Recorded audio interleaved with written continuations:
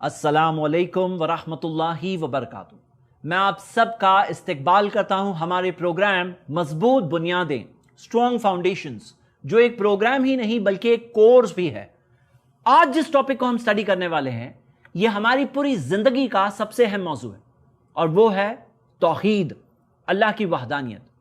دیکھیے، ایک بات تو پکا ہے کہ اللہ کے بہت سارے احسان ہیں، ان گنت احسان ہیں ہم سب پر۔ ہم میں وہ شخص جو دنیا کا سب سے مجبور انسان ہے، سب سے پریشان انسان ہے، اس پر بھی اتنے سارے احسان ہیں کہ اللہ نے قرآن میں کہا وَإِن تَعُدُّوا نِعْمَتَ اللَّهِ لَا تُحْصُوهَا۔ اگر تم اللہ کی نعمتوں کو گننا چاہو تو گن ہی نہیں سکتے۔ اللہ کا حق ہے ہم پر، حق تو اللہ کا حق ہم پر ہے کہ ہم اپنی ساری عبادتیں صرف اللہ کے لیے کر دیں۔ جب وہی اکیلا اس دنیا کا بنانے والا ہے، چلانے والا ہے، تو ساری ہماری عبادت اسی کے لیے ہونی چاہیے۔ تو آج ہم انشاءاللہ اس ٹاپک کو سٹڈی کریں گے، توحید کے ٹاپک کو۔ شرک اپوزٹ ہے توحید کا۔ شرک کا مطلب اللہ کے ساتھ کسی کو شریک کرنا، توحید کا مطلب ہے اللہ کی وحدانیت کو مینٹین رکھنا۔ اب لوگ یہ سمجھتے ہیں کہ صرف بت پرستی شرک ہے، حالانکہ ریالٹی یہ ہے کہ شرک الگ الگ شکلوں میں ایک انسان کے سامنے آتا ہے، الگ الگ کلرز میں ایک انسان کے سامنے آتا ہے۔ بہت سے لوگ اس وجہ سے شرک کرتے ہیں کیونکہ وہ شرک کو پہچان نہیں پاتے ہیں، اور شرک جب آتا ہے تو کوئی اس کے ہاتھ میں کوئی لال جھنڈا نہیں ہوتا ہے، اس کے سر پہ سینگ نہیں لگی ہوتی ہے کہ اسے پہچان لے۔ اس کو سمجھنا ہوتا ہے کہ یہ شرک ہے، یہ توحید ہے، اور یہ تب ہوگا جب ہم اس ٹاپک کو اچھی طرح سے سٹڈی کریں گے۔ اس سے پہلے کہ ہم آگے بڑھیں، میں آپ سے ایک سوال پوچھوں گا، کیا آپ کو پتا ہے اس سبجیکٹ میں پاسنگ مارکس کتنے ہیں؟ پاسنگ مارکس کتنے ہیں ذرا بتائیے؟ کیا 35% جو عام طور پہ اسکول کے ایگزامز میں ہوتے ہیں، یا 50% سے زیادہ، یا 80%، یا 100%؟ اور پتہ ہے آپ کو صحیح جواب کیا ہے؟ یہ کمپلسری سبجیکٹ ہے۔ یہ ایسا سبجیکٹ ہے جس میں تھوڑا بھی شرک آ گیا، تھوڑا، تو توحید باقی نہیں رہے گی۔ مطلب اس کے اندر پاسنگ مارکس 100% ہے۔ اور کئی بار ایسا ہوتا ہے لوگ ایک حصے میں پاس ہو جاتے ہیں، دوسرے حصے میں پاس ہو جاتے ہیں، تیسرے حصے میں فیل ہو جاتے ہیں۔ اسی وجہ سے اسکالرز نے اس ٹاپک کو ڈیوائیڈ کیا ہے 3 پارٹس میں، اور ہم انشاءاللہ یہ سب آج سٹڈی کرنے والے ہیں۔ لوگوں میں اس تعلق سے ہمیں 2 ٹائپ کے لوگ ملتے ہیں۔ بعض لوگ وہ ملتے ہیں جو توحید کیا ہے سمجھتے ہی نہیں ہیں۔ دنیا میں بہت سارے ایسے لوگ ہیں جو الگ الگ مذہبوں کے، جو کہتے ہیں گاڈ تو ایک ہے، اوپر والا ایک ہے، پھر بھی شرک کر رہے ہوتے ہیں۔ اور بعض لوگ ایسے بھی ملتے ہیں جو کہتے ہیں ہاں توحید کیا مجھے معلوم ہے، لیکن جب ان سے کہا جائے اوکے بتائیے توحید کیا ہے، اور وہ جتنا کچھ بتاتے ہیں، وہ آج ہم جو 3 کیٹیگریز پڑھنے والے ہیں اس میں سے صرف ایک کیٹیگری کے بارے میں بتائیں گے۔ مطلب ان کے نزدیک یہ 2nd اور 3rd کیٹیگری کا کچھ ذکر ہی نہیں ہے، تو وہاں فیل ہونے کے بہت ہائی چانسز ہیں۔ تو میرے بھائی اور میری بہنیں، یہ دونوں ٹارگٹ آڈینس آج کے ہمارے اس پروگرام میں ہیں۔ وہ لوگ جنہیں ہو سکتا ہے نہیں پتا ہے، یا ہو سکتا ہے وہ لوگ جنہیں پتا ہے لیکن سمجھانے نہیں آتا ہے۔ آج اگر آپ میرے ساتھ انشاءاللہ فالو کریں اس موضوع کو، اللہ کی مدد سے مجھے امید ہے کہ اگر آپ کانسنٹریٹ کریں، جہاں جہاں میں آپ کو کوئی چیز ریپیٹ کرنے کہوں وہ اگر آپ میرے ساتھ ریپیٹ کریں، تو آپ انشاءاللہ بیسک توحید کسی ایک انسان کو ضرور بتا سکتے ہیں۔ اور اگر آپ نوٹس ڈاؤن لوڈ کریں، پڑھیں، سٹڈی کریں، آن لائن ایگزام دیں، تو آپ اسے اور بہتر طریقے سے کر سکتے ہیں انشاءاللہ۔ ہم آگے بڑھتے ہیں۔ اس سے پہلے کہ ہم توحید کیا ہے سمجھنا شروع کریں، ہم 3 پوائنٹس دیکھیں گے کہ آخر میں توحید کی اہمیت کیا ہے۔ یہ ٹاپک جو اتنا اہم ہے، اس کی اہمیت کے بہت سارے پوائنٹس میں سے میں صرف 3 پوائنٹ سلیکٹ کر کے آپ کے سامنے رکھ رہا ہوں کہ کم سے کم یہ 3 پوائنٹس ہم لوگ اچھی طرح سے سمجھ لیں اور یاد کر لیں۔ سب سے پہلے ہم قرآن کی آیت دیکھیں گے، قرآن میں سورہ نساء، سورہ نمبر 4، آیت نمبر 48۔ اللہ تعالیٰ نے فرمایا ان اللہ لا یغفر ان یشرک بہ، اللہ ہرگز معاف نہیں کرے گا کہ تم اللہ کے ساتھ کسی کو شریک کرو، کسی کو شریک کرو۔ اللہ نے کہا اللہ یہ گناہ کو نہیں معاف کرے گا، ہرگز معاف نہیں کرے گا۔ وَيَغْفِرُ مَا دُونَ ذَلِكَ لِمَن يَشَاءُ، اور وہ معاف کرے گا اس کے سوا اور کوئی گناہ جسے چاہے۔ اس آیت کے اندر جو یہ مادونہ جو آیا ہے، مادونہ سے علماء نے بتایا کہ مادونہ سے مراد ہے شرک سے کم درجے کے گناہ، اللہ جسے چاہے معاف کرے۔ مطلب کچھ گناہ ایسے ہوتے ہیں جو شرک کے درجے کے گناہ ہوتے ہیں، جیسے کفر۔ کفر کیا ہے؟ اللہ کا انکار کرنا، نبی کا انکار کرنا صلی اللہ علیہ وسلم، اللہ کی کتاب قرآن کا انکار کرنا۔ تو شرک کو، کفر کو، اور ایک اور تیسرا گناہ ہے نفاق۔ کوئی شخص منافق ہے، باہر سے دکھتا ہے مسلم ہے، کہتا ہے مسلم ہے لیکن اندر وہ جھوٹا ہے، اندر وہ کفر کر رہا ہے، انکار کر رہا ہے اللہ کا، تو یہ تینوں گناہ وہی درجے کے گناہ ہے. ما دون ذالک، اس سے کم درجے کے گناہ اللہ جس سے چاہے معاف کرے. مطلب معاف ہونے لائق ہے تو اللہ معاف کرے گا، کسی کو معاف کرے گا، کسی کو نہیں کرے گا، کوئی گارنٹی نہیں. مطلب اگر آپ سے سوال پوچھا جائے کہ شرک سے کم درجے کے گناہ کیا اللہ سب کو معاف کرے گا، تو اللہ جانتا ہے کسے معاف کرنا ہے، اللہ اسے معاف کرے گا جو معاف ہونے لائق ہے، جو معاف ہونا ڈیزرو کرتا ہے، اللہ اسے معاف کرے گا. ایک اور بات ہم اس آیت سے سمجھ لیتے ہیں کہ اس میں جو ہے ان اللہ لا یغفر، اللہ ہرگز معاف نہیں کرے گا. مطلب کیا ہے؟ مطلب یہ ہے کہ کوئی اگر مر گیا، اس دنیا سے چل بسا توبہ کیے بغیر، تو یہ گناہ کو اللہ معاف نہیں کرے گا. اگر کوئی شخص جیتے جی سمجھ لے کہ ہاں یہ شرک ہے، غلط ہے، میں توبہ کرتا ہوں، اللہ سے معافی مانگتا ہوں، میں توحید پہ قائم رہوں گا، تو ان اللہ لا یغفر ان یشرک بہ جو آیت ہے کہ اللہ ہرگز معاف نہیں کرے گا کہ تم اللہ کے ساتھ کسی کو شریک کرو، اس آیت کے اندر جو بات کہی گئی ہے یہ مرنے کے بعد کی بات ہو رہی ہے. کیونکہ جیتے جی تو قرآن کے اندر دیا ہے سورہ زمر میں سورہ نمبر 39 آیت نمبر 53 کہ اللہ تعالیٰ سارے گناہ کو معاف کرتا ہے لیکن سنسیئر توبہ ہو تو ہم دیکھتے ہیں یہاں پہ جو بات ہو رہی ہے کہ کسی کا انتقال ہو جائے توبہ کیے بغیر، یہ گناہ ایک ایسا گناہ ہے جو انفورگیویبل سن ہے. ارے بھائی دنیا کے ہمارے لین دین میں کوئی اگر کنٹری کے خلاف غداری کرے تو کیا کنٹری کہے گی ہاں پہلی بار غداری کیا ہے معاف کریں گے ہم؟ کوئی ایک گناہ ہوتا ہے ان کے نزدیک جو سب سے بڑا گناہ ہے. یہ اللہ کے نزدیک سب سے بڑا گناہ ہے کہ تم اللہ کی زمین پہ رہتے ہو، اللہ کا دیا ہوا سب کچھ تمہارے پاس ہے، جو کچھ ہے اللہ کا دیا ہوا ہے، اور تم اللہ کے ساتھ اوروں کو شریک کرو گے. اللہ نے کہا یہ گناہ کو اللہ ہرگز معاف نہیں کرے گا. کیوں؟ آخری حصہ پڑھیے، وَمَن يُشْرِكْ بِاللَّهِ، کیونکہ جو اللہ کے ساتھ کسی کو شریک کرتا ہے فَقَدِ افْتَرَىٰ إِثْمًا عَظِيمًا، اس نے سب سے بڑا گناہ کیا. جو سب سے بڑا گناہ ہے، اس نے اللہ کے بارے میں سب سے جھوٹ بات کہی، سب سے بڑا بہتان گڑا. دوسرے پوائنٹ پر آتے ہیں. اللہ تعالیٰ نے قرآن میں فرمایا سورہ زمر میں سورہ نمبر 39 آیت نمبر 65، لَإِنْ أَشْرَكْتَ، اے نبی اگر آپ شرک کرو، لَيَحْبَطَنَّ عَمَلُكَ، آپ کی سب کے سب نیکیاں برباد ہو جائے گی، وَلَتَكُونَنَّ مِنَ الْخَاسِرِينَ، اور آپ ان لوگوں میں سے ہو جاؤں گے جو نقصان میں ہے، خسارے میں ہے. اس آیت سے ہم کیا بات سمجھ رہے ہیں؟ ہم یہ سمجھ رہے ہیں کہ کتنی بھی بڑی نیکیاں ہوں، چاہے نبی صلی اللہ علیہ وسلم کے درجے کی نیکیاں ہوں، تو بھی اگر وہ نیکیوں کے ساتھ، گڈ ڈیڈز کے ساتھ اگر شرک کا اضافہ ہو جائے، ساری کی ساری نیکیاں برباد ہو جاتی ہیں. قیامت کے دن ایک ترازو ہوگا، ترازو میں ہماری ساری نیکیاں ایک طرف ہوگی، سارے گناہ دوسری طرف ہوں گے. ایک طرف اگر بہت ساری نیکیاں ہیں لیکن ساتھ میں اگر کسی نے شرک کیا ہے تو وہ شرک کا گناہ اتنا بھاری گناہ ہے کہ لا يحبطن عملک، ساری کی ساری نیکیاں برباد ہو جائے گی. اور اللہ نے مثال بھی دی تو پیارے نبی محمد صلی اللہ علیہ وسلم کی، جو اتنے مخلص بندے تھے اللہ کے کہ رات میں پاؤں سوج جانے تک، حتی تورمت قدمہ، یہاں تک کہ ان کے دونوں پاؤں سوج جاتے تھے، اس حد تک نبی صلی اللہ علیہ وسلم قیام اللیل کیا کرتے تھے. اور وہ نیکیوں کی مثال دے کر اللہ نے بتایا کہ اگر وہ نیکیوں کے ساتھ شرک مل جائے تو ساری کی ساری نیکیاں برباد ہو جائے گی. میرے بھائی اور میری بہنیں، یہی بات کو ہمیں سمجھنا ہے. اور یہ دیکھیے اس امیج کے اندر، جس طرح سے ایک بکٹ میں اگر ہولز کھلے ہیں تو پانی کیا ہو جائے گا؟ بہہ جائے گا، خالی ہو جائے گا، جمع نہیں رہے گا. ہماری جو نیکیاں ہیں، جو ہم کر رہے ہیں، یہ قیامت کے دن صرف تب کام آ سکتی ہے اگر ہماری توحید برقرار رہے. اگر توحید برقرار نہیں رہی تو وہ نیکیاں سب کے سب برباد ہیں. اسی وجہ سے بہت ضروری ہے کہ ہم پہلے توحید سیکھ لیں. تو ہمارا پہلا پوائنٹ کیا تھا؟ شرک سب سے بڑا گناہ ہے، اللہ شرک کے گناہ کو ہرگز معاف نہیں کرے گا. دوسرا پوائنٹ کیا ہے کہ اگر شرک کا گناہ آ جاتا ہے، لا يحبطن عملک، ساری کی ساری نیکیاں برباد ہو جائے گی. آج کا ہمارا تیسرا پوائنٹ توحید کی اہمیت کے تعلق سے. قرآن میں آپ ان الفاظوں کو دیکھیں گے بار بار، الذین آمنوا وعملوا الصالحات، جو لوگ ایمان لائے اور نیک کام کیے. میں نے یہ سرچ کیا سافٹ ویئر میں تو پتا چلا کہ قرآن میں 50 جگہوں پر یہی الفاظ اسی ترتیب کے ساتھ دہرائے گئے ہیں. قرآن میں جہاں اللہ تعالیٰ نے ترتیب بیان کی ہے، وہ ترتیب میں بھی ہمیں پرائرٹی ملتی ہے کہ پہلے کہاں جانا ہے. مثال کے طور پہ قرآن میں سورہ بقرہ سورہ 2 آیت نمبر 158، جہاں اللہ تعالیٰ نے فرمایا ان الصفا والمروہ من شعائر اللہ، صفا اور مروہ اللہ کی نشانیوں میں سے ہے. جب اللہ تعالیٰ نے صفا پہلے ذکر کیا تو اللہ کے رسول محمد صلی اللہ علیہ وسلم پہلے صفا پر گئے. جب اللہ کے رسول صلی اللہ علیہ وسلم نے سعی کیا عمرہ کے دوران، حج کے دوران، تو پہلے صفا پر گئے، بعد میں مروہ پہ گئے اور کہا ابدؤ بما بدأ اللہ بہ، میں وہاں سے شروع کرتا ہوں جہاں سے اللہ نے شروع کیا. اللہ نے پہلے صفا ذکر کیا، نبی صلی اللہ علیہ وسلم پہلے صفا پر گئے. اس سے ہم کیا بات سیکھ رہے ہیں؟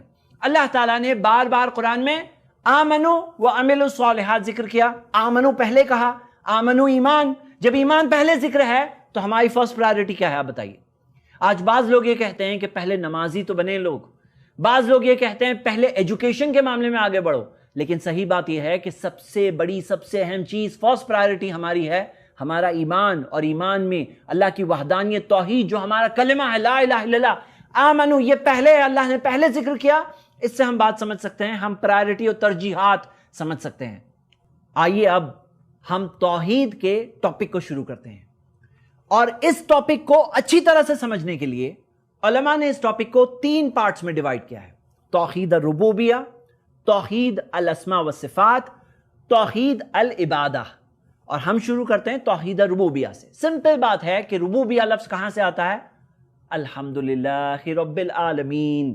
جو ہم قرآن میں پڑھتے ہیں نا، سبھی تعریف اللہ کی جو سارے جہانوں کا رب ہے. اللہ تعالیٰ رب ہے، تو اللہ تعالیٰ رب ہے، ماننا کہ اللہ ہی رب ہے.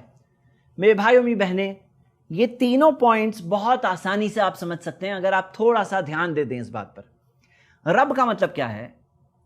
رب کا مطلب ہے کہ اس پوری کائنات کا بنانے والا صرف اللہ ہے، خالق. جیسے سورہ زمر میں ہے، سورہ 39 آیت نمبر 62، اللہ خالق کل شیء. اللہ ہی تو بنانے والا ہے ہر چیز کا، ہر چیز کا بنانے والا اللہ ہے. اور صرف بنانے والا نہیں، بنانے کے بعد مالک، ہر چیز کا مالک کون ہے؟ ہر چیز کا مالک اللہ ہے. اللہ نے قرآن میں ذکر کیا ہے للہ ما فی السماوات و ما فی الارض. اللہ ہی کا ہے جو کچھ آسمانوں میں ہے، جو کچھ زمین پر ہے. میں آپ کو ایک مثال کے ذریعے بتاتا ہوں. آپ اس امیج میں دیکھ سکتے ہیں کہ موبائل کو کس نے بنایا؟ ایک کمپنی نے بنایا، ایک فیکٹری میں بنایا گیا، اسے ایک کمپنی نے مینوفیکچر کرایا، پھر اس کے بعد اس کمپنی نے اسے بیچ دیا. اب ہو سکتا ہے کہ وہ موبائل آپ نے خریدا، اور بعض لوگوں کا دیکھا گیا ہے کہ موبائل کو چھوڑتے ہی نہیں ہے، لگے رہتے ہیں موبائل پر. اب ذرا بتاؤ کہ اگر وہ موبائل بیچارہ رو رہا ہے تو بنانے والی کمپنی اس موبائل کے لیے کیا کچھ کر سکتی ہے؟ بالکل نہیں کر سکتی. کیوں؟ کیونکہ بنائے انہوں نے، مالک وہ لوگ نہیں ہیں، مالک کوئی اور ہے. اللہ نے ایسے نہیں کیا. اللہ ہی خالق ہے، اللہ ہی مالک ہے، اور اللہ ہی مدبر ہے. مدبر یعنی چلانے والا. یدبر الامر من السماء الى الارض، سورہ سجدہ سورہ 32 آیت نمبر 5 میں ہے کہ آسمان سے زمین تک ہر چیز کی پلاننگ، تدبیر کرنے والا صرف اللہ ہے. تو اللہ ہی خالق، بنانے والا، اللہ ہی مالک، اللہ ہی مدبر، اللہ ہی چلانے والا. اور آسمان و زمین میں ساری چیزوں کو کنٹرول کرنے والا صرف اللہ ہے. جب ہم کہتے ہیں کہ اللہ ہی رب ہے یہ مانو، تو یہ ساری معنی اس میں شامل ہے. سورہ یونس میں آتا ہے، سورہ نمبر 10 آیت نمبر 107، اللہ تعالیٰ نے فرمایا وَإِن يَمْسَسْكَ اللَّهُ بِضُرٍّ، اگر اللہ تم تک کوئی تکلیف پہنچائے، فَلَا كَاشِفَ لَهُ إِلَّا هُوَ، اس تکلیف کو کوئی دور نہیں کر سکتا سوائے اللہ کے. وَإِن يُرِدْكَ بِخَيْرٍ، اور اگر اللہ تمہارے لیے کوئی خیر چاہے، فَلَا رَدَّ لِفَضْلِهِ، اس کی نعمت کو تم تک پہنچنے سے کوئی نہیں روک سکتا. تو مطلب اللہ اکیلا ہے جو ساری نعمتوں کا دینے والا ہے، وہی ہے جو نعمتوں کو دیتا ہے، اور وہ دینا چاہے تو کوئی روک نہیں سکتا. اور وہی ہے جو مشکلوں کو بھی بھیجتا ہے، آزمائشوں کو بھی بھیجتا ہے. اور اگر وہ کسی کی مشکل دور کرنا چاہے تو کوئی نہیں ہے جو اس مشکل کو پھر بھی جاری رکھے گا. اگر اللہ بچانا چاہے تو کوئی نہیں ہے جو مبتلا کر سکتا ہے. اللہ یہ جو ہماری مشکلوں کو دور کر سکتا ہے، ہماری پریشانی کو دور کر سکتا ہے. پھر لوگ کیوں کہتے ہیں کہ اے فلاں کرم کیجئے یا اے فلاں مدد کیجئے، جب ہر چیز کنٹرول کرنے والا اللہ ہے؟ تو میرے بھائی میری بہنیں اس بات کو سمجھتے ہیں، اللہ ہی خالق، اللہ ہی مالک، اللہ ہی ہے کنٹرولر، اللہ ہی کے ہاتھ میں ہے نعمتیں، اللہ ہی کے ہاتھ میں آزمائشیں دینا، اللہ ہی ہے زندگی دینے والا، اللہ ہی ہے موت دینے والا، اللہ ہی ہے بیماری دینے والا، اللہ ہی ہے شفا دینے والا، اللہ ہی ہے رزق دینے والا، اللہ ہی ہے اولاد دینے والا. ہر چیز کو کنٹرول کرنے والا اللہ ہے. اگر آپ توحید اور ربوبیہ کو مان رہے ہو، اور اگر آپ اس بات کو مانتے ہو کہ آسمان و زمین میں ہر چیز کو، ہر ذرے ذرے پر صرف اللہ کا کنٹرول ہے، تو یہ توحید اور ربوبیہ ہے. اللہ تعالیٰ نے قرآن میں فرمایا قل غیر اللہ ابغی ربن، کیا میں اللہ کے علاوہ کسی اور کو اپنا رب بناؤں؟ وہو رب کل شیء، جبکہ وہ تو ہر چیز کا رب ہے. جب رب اللہ ہے، میں کسی اور کو اپنا رب کیسے بناؤں؟ اب آئیے کچھ کامن سینس سے دلائل دیکھتے ہیں. اللہ تعالیٰ نے قرآن میں فرمایا لَوْ كَانَ فِيهِمَا آلِهَةٌ إِلَّا اللَّهُ، لفسدتا، اگر آسمان اور زمین میں اللہ کے علاوہ اور معبود ہوتے اور گاڈز ہوتے، فساد ہو جاتا۔ آپ خود سوچئے کہ اگر ایک گاڑی میں 2 ڈرائیورز ہو جائیں تو وہ گاڑی کا کیا حال ہوگا؟ ایک ڈرائیور چاہے گا کہ رائٹ جائیں، دوسرا چاہے گا کہ لیفٹ جائیں، ایک چاہے گا کہ سیدھا جائیں، ایک دوسرا چاہے گا رک جائیں۔ ہم دیکھتے ہیں کہ گاڑی نہیں چل سکتی ہے، وہ گاڑی میں فساد ہو جائے گا۔ تو قرآن میں یہ دیا ہے کہ اگر آسمان اور زمین میں اللہ کے علاوہ اور معبود ہوتے، لفسدتا، یقیناً فساد ہو جاتا۔ آپ سوچئے، کیا کامن سینس میں بات نہیں سمجھ میں آتی ہے؟ کیا ہم یہ آسمان و زمین کے سسٹم کو دیکھ کر یہ نہیں سمجھ سکتے ہیں کہ آسمان و زمین میں ایک ہی کا کنٹرول ہے؟ دوسری دلیل اللہ تعالیٰ نے قرآن میں بتایا، سورہ مومنون میں سورہ نمبر 23 آیت نمبر 91، اللہ تعالیٰ نے فرمایا ما اتخذ اللہ من ولد، اللہ نے کوئی بیٹا نہیں لیا، وما کان معہ من الہ، نہ اس کے علاوہ کوئی گاڈ یا معبود ہے آسمان و زمین میں۔ اذن اگر ایسا ہوتا، امپاسبل ہے لیکن اگر ہوتا، مطلب جو امپاسبل چیز ہے اگر وہ بھی ہوتی تو کیا ہوتا اللہ کو پتا ہے، اللہ نے ہمیں بتایا۔ ہر معبود اپنی بنائی ہوئی چیز لے کر الگ ہو جاتا۔ کوئی کہتا میں نے سورج کو بنایا، کوئی کہتا میں نے چاند کو بنایا، کوئی کہتا میں نے زمین کو بنایا، کوئی کہتا میں نے بادلوں کو بنایا، کوئی کہتا میں نے بارش کو بنایا، کوئی کہتا میں نے پیڑ پودوں کو بنایا، کوئی کہتا میں نے دریاؤں کو بنایا۔ ہر چیز لے کر ہر کوئی الگ ہو جاتا، پھر انسان کا کیا ہوتا؟ وَلَعَلَى بَعْضُهُمْ عَلَى بَعْضٍ، اور ہو سکتا ہے کہ بعض دوسروں کو ہرانے کی کوشش کرتے، مطلب ایک گاڈ، ایک معبود، ایک بھگوان ہو سکتا ہے دوسرے کو ہرانے کی کوشش کرتا۔ تو اللہ تعالیٰ نے فرمایا سبحان اللہ عما یصفون، اللہ پاک ہے یہ ساری چیزوں سے جو لوگ اس کے بارے میں گڑتے ہیں۔ تیسری دلیل سورہ یوسف کی آیت، سورہ نمبر 12 آیت نمبر 39، اللہ تعالیٰ نے فرمایا کہ یوسف علیہ السلام نے جیل میں اپنے ساتھیوں کو سمجھاتے وقت ان سے کہا، اے میرے جیل کے ساتھیوں، ارباب متفرقون خیر، کیا بہت سارے معبود، بہت سارے گاڈز آپس میں اختلاف رکھنے والے کہ یہ بیٹر ہے، ام اللہ واحد القہار، یا ایک اللہ زبردست طاقت والا، کیا یہ بیٹر ہے؟ آپ ذرا سوچو کون سی چیز آپ کو بہتر لگتی ہے؟ اور انسانی فطرت میں یہ چیز ہے، یہ سمجھنے کے لیے آپ کو کوئی جینیس بننے کی ضرورت نہیں کہ کوئی بہت بڑے ودوان کوئی بات سمجھ میں آئے گی، یہ بہت سمپل سی بات ہے، کوئی بھی انسان صاف دل سے سوچے اسے سمجھ میں آ جائے گی کہ آسمان و زمین میں ایکچولی ہم سب کا مالک ایک ہی ہے، چاہے کوئی بھی دھرم کا انسان ہے، چاہے کوئی بھی کنٹری سے ہے، چاہے بھی کوئی بھی رنگ اور نسل کا ہو، سب کے سب کا مالک ایک ہی ہے۔ آج کے انسان کا لیکن ایک اور پرابلم ہے، آج کا انسان یہ کہتا ہے ہم ہیں کرنے والے، ہم ہیں ایروپلین میں اڑ رہے ہیں، ہم ہیں جو راکٹ میں اڑ رہے ہیں، ہم ہیں جو یہ کر رہے ہیں، ہم کہتے ہیں تم ہو، اپنے آپ کو بنا سکتے ہو؟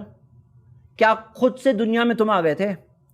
کیا تم اپنے اندر طاقت پیدا کر سکتے ہو؟ اگر بیماری پھیل جائے، وبا پھیل جائے، تم اسے روک سکتے ہو؟ لاک ڈاؤن میں چلے آتے ہو؟ تم بیمار ہو جاؤ تو کیا تم خود اپنے آپ کو ٹھیک کر سکتے ہو؟ مرتے ہوئے انسان کو روک سکتے ہو؟ صحیح بات یہ ہے کہ ہم جو کچھ کرتے ہیں نا، وہ ہمارے اندر طاقت کہاں سے آتی ہے، ہمارا وجود کہاں سے آتا ہے؟ یہ ہاتھوں کو کیا ہم نے بنایا، ہم نے ڈیزائن کیا تھا؟ ہم نے دنیا میں آنے سے پہلے کیا اللہ سے کہا تھا اللہ مجھے ہاتھ دے، 5 انگلیاں چاہیے، ایسی ڈیزائن چاہیے؟ یہ کیا ہم نے بنایا تھا؟ حقیقت یہ ہے جو محمد صلی اللہ علیہ وسلم نے بتایا، صحیح بخاری کی حدیث ہے، لا حول ولا قوت الا باللہ، نہیں ہے کوئی حرکت نہ قوت سوائے اللہ کی طرف سے۔ اسی وجہ سے قرآن میں یہ بھی ذکر ہے سورہ صافات میں، سورہ 37 آیت نمبر 96، کہ واللہ خلقکم، اللہ یہ جس نے تمہیں بنایا، وما تعملون، اور جو تم کر رہے ہو اسے بھی اللہ نے بنایا ہے۔ جو تم کر رہے ہو تمہارے اندر طاقت کہاں سے ہے؟ وما تعملون، یہ جو تم کر رہے ہو حقیقت میں اللہ کی تخلیق ہے، یہ اللہ کا کریشن ہے۔ اللہ انسان کو اجازت دیتا ہے، دنیا ایک امتحان کی جگہ ہے، یہاں اللہ نے انسان کو اجازت دیا ہے کہ تم چاہے تو نیک کام کرو، چاہے تو غلط کرو، لیکن حقیقت میں ہمارے اندر وہ طاقت آ نہیں سکتی سوائے جب تک اللہ ہمیں نہ دے دے۔ یہ جو ساری باتیں ہم نے اب تک کی اللہ کی وحدانیت کے تعلق سے، توحید کے تعلق سے، کیا آپ یہ ساری باتیں سمجھ چکے ہیں؟ اگر آپ سمجھ چکے ہیں تو آئیے اب آپ کا کچھ امتحان ہو جائے۔ میں کچھ سوال آپ سے پوچھوں گا، کچھ امیجز یہاں بتاؤں گا، آپ کو بتانا ہے، آپ کو سوچنا ہے کہ یہ سب کیا توحید ہے یا شرک ہے۔ پہلی امیج آپ کی اسکرین پہ آ رہی ہے، گھوڑے کی نال۔ یہ جو گھوڑے کی نال ہے اس کے تعلق سے لوگ یہ کہتے ہیں کہ گھر کے اپنے دروازے کے اوپر اگر لگا دو تو نعمتیں آئے گی، پریشانیاں ٹل جائے گی، اچھی اچھی چیزیں آئے گی، مصیبت نہیں آئے گی۔ کیا یہ بات صحیح ہے غلط ہے؟ یہ بات غلط ہے، کیونکہ اللہ ہی کے ہاتھ میں سب کچھ ہے۔ یا ایسا ہے کہ 99% اللہ کے ہاتھ میں، 1% تھوڑا گھوڑے کے نال کے ہاتھ میں ہے۔ حقیقت یہ ہے کہ 100% اللہ کے ہاتھ میں. اگر آپ 1% بھی دے رہے ہو تو آپ فیل ہو گئے سبجیکٹ میں. دوسرا سوال, یہ فینگ شوئی کی گھنٹیوں کو آپ نے دیکھا ہوگا. بہت سے لوگ بولتے ہیں کہ گھر میں نعمتیں آتی ہے, گھر میں اچھی پازیٹیو انرجی آ جاتی ہے, لیکن ہر چیز کا کنٹرولر, ہم سب کا مالک اللہ ہے, جسے عربک میں ہم اللہ کہتے ہیں. مالک تو ایک ہی ہے اور اسی کے ہاتھ میں سب کچھ ہے. گھنٹی کے ہاتھ میں کچھ نہیں ہے, نال کے ہاتھ میں کچھ نہیں ہے. یہ کڑے کی فوٹو دیکھیے. اس کڑے کی ایڈ میں یہ لکھا ہے کہ کاپر کڑا فار گڈ لک. لیکن گڈ اینڈ بیڈ کس کے ہاتھ میں ہے؟ کڑے کے ہاتھ میں, اللہ کے ہاتھ میں ہے. بعض لوگ کہتے ہیں آج میرا لکی ڈے ہے, لیکن لکی اور ان لکی کوئی دن نہیں ہوتا. بعض لوگ کہتے ہیں ویڈنسڈے لکی دن ہے, اور بعض مسلمانوں میں بھی یہ دیکھا گیا بولے شوال کا مہینہ نوست کا مہینہ ہے. ایسا کچھ نہیں ہے. کوئی لکی ڈے نہیں ہوتا, کوئی ان لکی ڈے نہیں ہوتا, کوئی لکی مہینہ نہیں ہوتا, کوئی ان لکی مہینہ نہیں ہوتا. بعض لوگ یہ کہتے ہیں کس کا منہ دیکھ لیا صبح صبح پورا دن خراب ہو گیا. کسی کا چہرہ دیکھنے سے نہ دن خراب ہوتا ہے اور حقیقت میں نہ دن اچھا ہوتا ہے. اچھا برا ہر چیز اللہ ہی کے ہاتھ میں ہے. جس چیز کو ہم اپنے لیے اچھا برا سمجھتے ہیں, ہر چیز کا کنٹرول کرنے والا اللہ ہے. بعض لوگ کہتے ہیں کسی اپاہج کو دیکھ لیے, کسی نابینا کو دیکھ لیے, کسی مجرم کو دیکھ لیے, بولے ابھی تو پورا دن خراب ہو جائے گا. حقیقت میں کسی کا چہرہ دیکھنے سے دن خراب نہیں ہوتا. یہ سٹونز کے بارے میں آپ کیا کہیں گے؟ بعض لوگ کہتے ہیں کہ یہ پتھر اگر ہو اور آپ کی پیدائشی تاریخ سے میچ ہوتا ہے تو اس کے اندر ایک ایسی طاقت آ جاتی ہے کہ اس کا زندگی پہ اثر آتا ہے. ایسا ہے؟ اگر آپ مانتے ہو کہ ایسا ہے, اس پتھر میں طاقت ہے, تو میں کہتا ہوں کتنی طاقت ہے؟ کس کی مرضی ہے, اللہ کی مرضی ہے, پتھر کی مرضی؟ پتھر کے بارے میں اگر ہم بات کر رہے ہیں تو سب سے اچھا پتھر کون سا ہے آپ کو پتا ہے؟ سب سے اچھا پتھر حجر اسود ہے, جو نبی صلی اللہ علیہ وسلم نے بتایا کہ جنت کا پتھر ہے. اور اسی پتھر کے بارے میں عمر رضی اللہ عنہ نے کیا کہا؟ صحیح بخاری کتاب الحج کی حدیث ہے. انہوں نے کہا اے حجر, مجھے پتا ہے تو نہ مجھے نقصان پہنچا سکتا ہے اور نہ فائدہ پہنچا سکتا ہے. میں صرف اس لیے بوسہ دے رہا ہوں, چوم رہا ہوں, کیونکہ میں نے نبی صلی اللہ علیہ وسلم کو چومتے دیکھا. تو کسی پتھر میں وہ طاقت نہیں ہے کہ ہمیں نعمت دے یا پریشانی دے. اور اگلا سوال, جب مریض بہت برے حال میں پہنچ جاتا ہے تو لوگ کہنے لگتے ہیں ارے ابھی تو اوپر والا ہی بچا سکتا ہے, ڈاکٹر صاحب نہیں, ابھی ہاسپٹل نہیں, ابھی تو اوپر والا ہی بچا سکتا ہے. کیا یہ بات صحیح ہے غلط ہے؟ حقیقت میں یہ بات غلط ہے, کیونکہ شروع میں کون بچانے والا تھا؟ اس بات میں یہ معنی پیدا ہو رہی ہے کہ پہلے تو ڈاکٹر صاحب بچانے والے تھے, پہلے تو ہاسپٹل تھا بچانے والا, اب کوئی نہیں رہا, ابھی اوپر والا بچا سکتا ہے. حالانکہ ڈاکٹر دوا دے گا, لیکن دوا شفا بننے میں اللہ کی محتاج ہے. اللہ شفا دینا چاہتا ہے تو دوا کا بھی محتاج نہیں ہے. اللہ شفا دینا چاہتا ہے, بہت سے لوگ دوا کے بغیر بھی ٹھیک ہو جاتے ہیں, اور بہت سے لوگ بہت دوا لے کے بھی ٹھیک نہیں ہوتے. دوا لینا ہے کیونکہ وہ ذریعہ ہے, وہ شریعت ہے, لیکن ٹھیک کرنے والا اللہ ہے. اگلا سوال, 13 نمبر کے بارے میں آپ کیا کہیں گے؟ سوچو کہ اگر کسی کا گھر 13ویں مالے پر ہے, اور یا اگر اسے گفٹ مل جائے 13ویں مالے پہ گھر آپ کو دے رہے ہیں, تو کیا کہیں گے آپ؟ آپ یہ فوٹو دیکھ سکتے ہیں, یہ ممبئی کے ایک 5 اسٹار ہوٹل کی لفٹ کی ہے. آپ دیکھ سکتے ہیں کہ 12 مالے کے بعد 14واں مالا آ رہا ہے, 13واں مالا ہی غائب ہے. وہاں 13واں مالا ہے ہی نہیں, کیونکہ گیسٹ کو, مہمانوں کو 13ویں مالے پر رہنے میں پرابلم ہوتا ہے. اور بعض ایئر لائنز میں دیکھا گیا ہے, جیسے کہ آپ اس امیج میں دیکھ سکتے ہیں, کہ 12ویں رو کے بعد 14واں رو یعنی 13 نمبر کا رو ہی غائب ہے. اس چیز کو چھپانے کے لیے بعض ایئر لائنز ایسا بھی کرتے ہیں, 12 کے بعد 15 لاتے ہیں, تاکہ 13 خالی غائب کریں گے تو پکڑے جائیں گے, دکھائی دیتا ہے, ایسی فوٹو آ جائے گی, تو 13 14 دونوں غائب کر دیتے ہیں, لیکن مقصد ہوتا ہے 13 کو غائب کرنا. کیوں؟ کیونکہ اگر کسی کو 13ویں رو میں سیٹ مل گئی اور اسے محسوس ہونے لگے کہ پتہ نہیں کیا ہو جائے گا میرے ساتھ, تو ہم دیکھتے ہیں یہ سارے بلیفز لوگوں میں ہے, حالانکہ 13 نمبر میں کچھ نہیں ہے. سب چیز کس کے ہاتھ میں ہے؟ ایک کے ہاتھ میں, اللہ کے ہاتھ میں. 13ویں نمبر میں تو نہیں ہے. 786 کے بارے میں آپ کیا کہیں گے؟ اور 786 کے بارے میں تو مشہور ہے, لوگ اپنی گاڑی کے نمبر پلیٹ میں لگاتے ہیں, پتہ نہیں لگتا ہے کہ ایکسیڈنٹ نہیں ہوگا, لیکن 786 میں بھی کچھ نہیں ہے. اللہ کے رسول صلی اللہ علیہ وسلم نے 786 نمبر نہیں یوز کیا. یہ جو ٹوٹل کے ذریعے لایا گیا وہ سسٹم بھی اسلامکلی ثابت نہیں ہے, لیکن وہ میرا موضوع نہیں ہے. لیکن نمبر کی بات کر رہے ہیں تو اس نمبر میں کوئی طاقت نہیں ہے, ہر چیز کا مالک اللہ ہے. اور آپ کیا کہیں گے کالی بلی کے بارے میں؟ کالی بلی راستہ کاٹ گئی تو کہتے ہیں کہ بہت کچھ ہونے والا ہے, کچھ برا ہونے والا ہے. لیکن اللہ تعالیٰ نے قرآن میں فرمایا, سورہ یونس سورہ 10 آیت نمبر 107 میں, وَإِن يُرِدْكَ بِخَيْرٍ, اگر اللہ تمہارے لیے کچھ اچھا چاہے, فَلَا رَادَّ لِفَضْلِهِ, اس کی نعمت کو تم تک پہنچنے سے کوئی نہیں روک سکتا. کوئی نہیں روک سکتا. کالی بلی روک سکتی ہے؟ کوئی نہیں روک سکتا. اللہ نے نعمت رکھی ہے, وہ نعمت کو ہم تک پہنچنے سے کوئی نہیں روک سکتا. کالی بلی کہاں سے روکے گی؟ ایک بار ایسا ہوا کہ میں یہ کلاس پڑھا رہا تھا, ایک اسٹوڈنٹ نے کہا کہ نہیں, کوئی چیز ہوتی ہے جو نشانی ہوتی ہے کہ پرابلم آنے والا ہے. کالی بلی نشانی ہے کہ پرابلم آنے والا ہے. میں نے کہا کہ کالی بلی کیسے نشانی ہو سکتی؟ ہاں, اگر شیر راستہ کاٹ گیا تو یہ نشانی ہے کہ پرابلم آنے والا ہے. ظاہر سی بات ہے کہ شیر راستہ کاٹ گیا آپ کا تو پرابلم آنے والا, آ گیا پرابلم, بھاگو, جان بچاؤ اپنی. لیکن بیچاری کالی بلی کیا پرابلم دے گی؟ وہ تو خود اپنے اوپر نفع نقصان کی مالک نہیں ہے, وہ تو معمولی سی ایک اللہ کی مخلوق ہے. اگلا سوال, ستارے گردش میں ہے, ستاروں کے ہاتھ میں کچھ ہے؟ حقیقت یہ ہے کہ ستاروں کے ہاتھ میں کچھ نہیں ہے. وہ ستارے تو خود اپنی روشنی ہم تک نہیں پہنچا سکتے ہیں. یہ رپورٹ دیکھیے, ہر سال ایسے بہت سارے ستارے ہیں جو ہم سے اتنے دور ہو جاتے ہیں کہ ان کی روشنی تک ہم تک نہیں پہنچ پائے گی. کیوں؟ کیونکہ یونیورس ایکسپانڈ ہو رہا ہے, جو پوری کائنات ہے وہ پھیل رہی ہے. جب وہ پھیل رہی ہے, وہ ستارے اتنے دور ہو جا رہے ہیں کہ ان کی روشنی ہم تک نہیں پہنچ پائے گی, کئی سالوں تک نہیں پہنچ پائے گی. وہ ستارے ہمارے ساتھ کیا اچھا ہوتا ہے, کیا برا ہوتا ہے, اس میں کیا کنٹرول کر سکتے ہیں؟ یہ تختی آپ نے دیکھا ہوگا, بہت لوگ دکانوں میں لگاتے ہیں, گھر میں لگاتے ہیں, کہتے ہیں برکت آئے گی, پریشانی سے بچیں گے. لیکن حقیقت میں اس تختی کے ہاتھ میں اگر آپ ہے مانتے ہو تو اللہ کے ہاتھ میں کیا ہے؟ اللہ کے ہاتھ میں کیا ہے؟ 100% اللہ کے ہاتھ میں ہے. اور ہاں, بہت سے لوگ یہ کہتے ہیں کہ تعویذ میں تو ہے. بعض لوگ جو تعویذ پہنتے ہیں, اگر کوئی ان سے کہہ دے کہ تعویذ یہاں اتار کے جاؤ, تو کہتے ہیں نہیں, راستے میں کچھ ہو جائے گا. اللہ کے رسول محمد صلی اللہ علیہ وسلم نے فرمایا, من علقا تمیمتن فقد اشرکا, جس نے تعویذ یا تمیمہ لٹکایا اس نے شرک کیا. اس میں نبی صلی اللہ علیہ وسلم نے یہ نہیں کہا کہ قرآن والا تعویذ لٹکا سکتے ہو, باقی تعویذ نہیں لٹکانا. حقیقت میں یہ ہے کہ جس نے تعویذ لٹکایا اس میں مطلق طور پہ نبی صلی اللہ علیہ وسلم نے کہہ دیا, سب کو شامل کرتے ہوئے کہہ دیا, فقد اشرکا, اس نے تو شرک کر دیا. اور اس کی وجہ کیا ہے آپ کو پتا ہے؟ اس کی وجہ یہ ہے, نبی صلی اللہ علیہ وسلم نے فرمایا, من تعلق شیئا وکل الیہ, جو کوئی چیز لٹکا لیتا ہے اسی کے سپرد کر دیا جاتا ہے.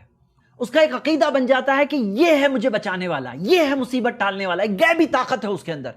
لیکن یہ سب چیز کرنے والا تو اللہ ہے, اسی کے ہاتھ میں سب کچھ ہے. میں امید کرتا ہوں کہ آپ توحید اور ربوبیہ سمجھ چکے ہیں.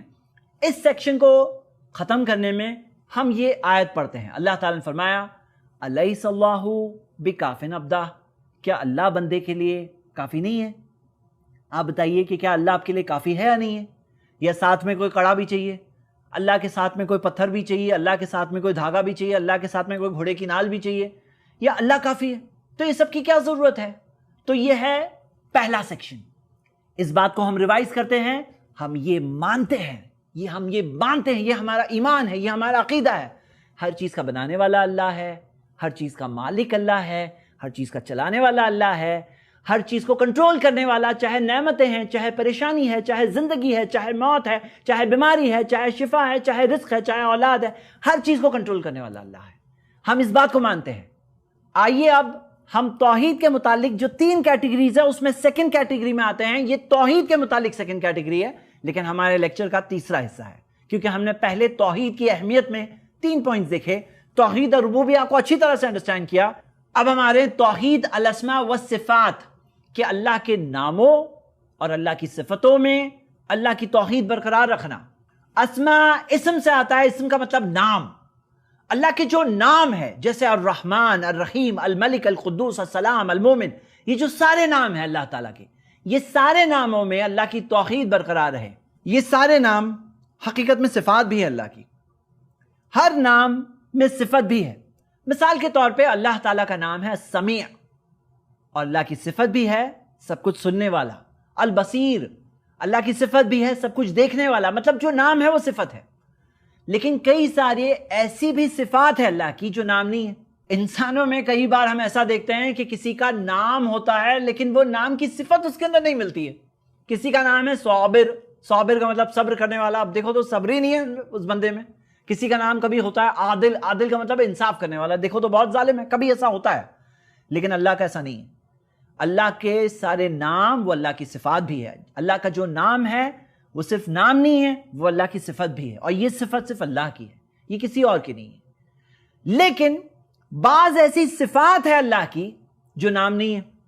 مثال کے طور پہ آیت الکرسی میں دیا گیا ہے سورہ بقرہ سورہ 2 آیت نمبر 255 لا تاخذہ سنۃ ولا نوم، نہ نیند نہ اونگ اسے قابو میں کر سکتی ہے.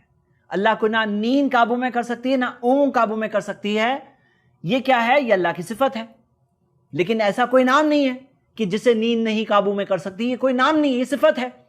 تو سارے نام صفات ہے لیکن ساری صفات نام نہیں ہے. مطلب صفات کا جو چیپٹر ہے وہ زیادہ بڑا ہوا. اب سمجھنے کی بات یہ ہے کہ سارے نام اور سارے صفات صرف اللہ کے ہیں. ہم اللہ کی وحدانیت مینٹین رکھیں.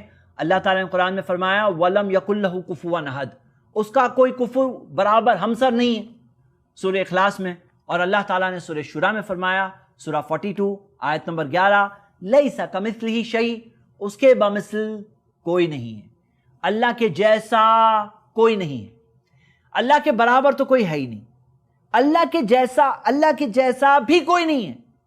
اللہ کے بمثل بھی کوئی نہیں ہے. بعض لوگ اس بارے میں ایک غلط فہمی کے شکار ہوتے ہیں. ایسا مانتے ہیں کہ اللہ کسی بندے سے جب خوش ہو جاتا ہے تو اللہ اسے اپنی ہی صفت دے دیتا ہے، اپنے جیسا بنا دیتا ہے. لیکن صحیح بات یہ ہے کہ جب اللہ رب العالمین نے قرآن میں کہا سورہ شورى میں سورہ 42 آیت نمبر 11 لیس کمثلہ شیء، اس کے بمثل کوئی نہیں ہے، تو کوئی آنے والا بھی نہیں ہے. اللہ کا کلام کبھی غلط نہیں ہوگا.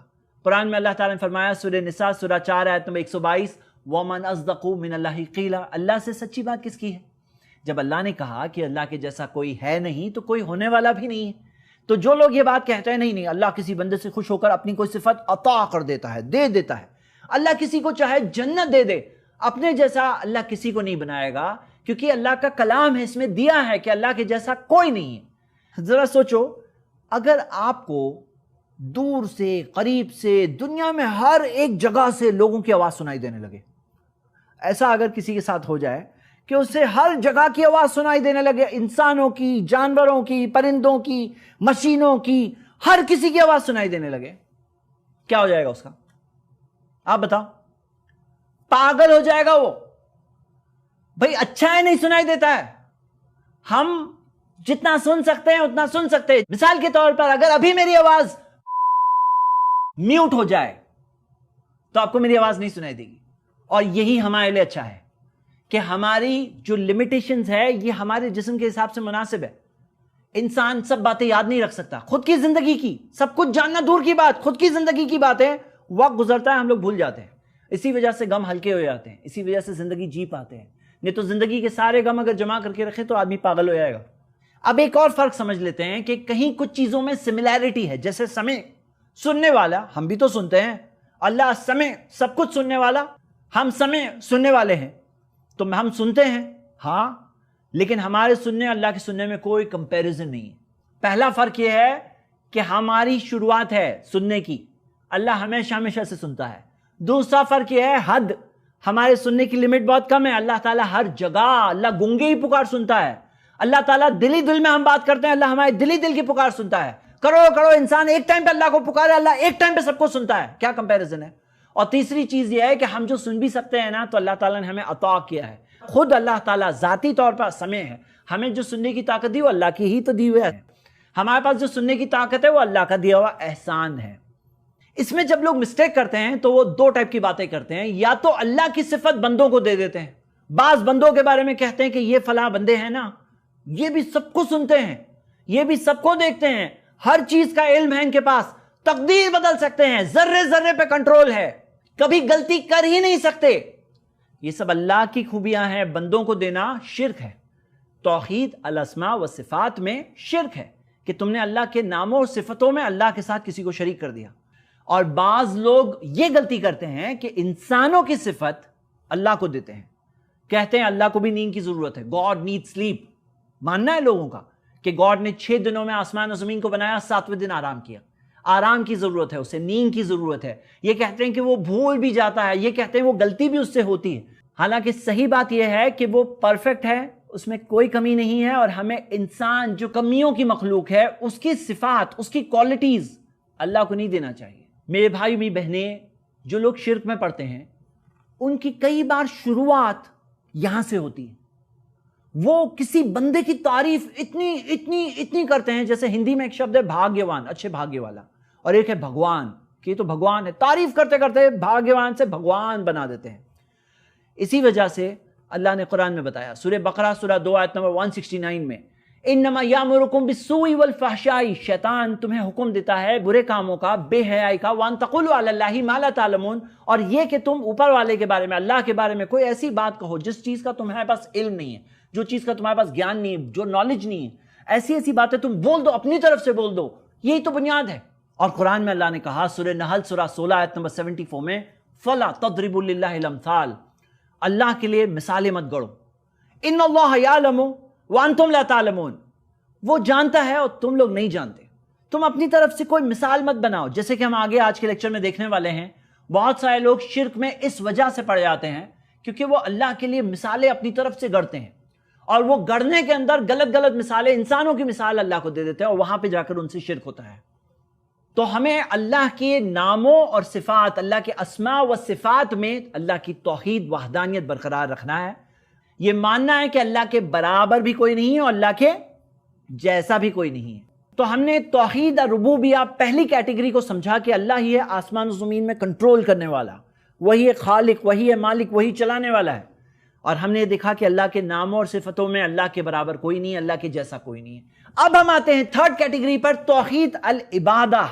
یہ وہ کیٹیگری ہے جہاں سب سے زیادہ لوگ فیل ہوتے ہیں۔ توحید العبادہ کا مطلب کیا ہے؟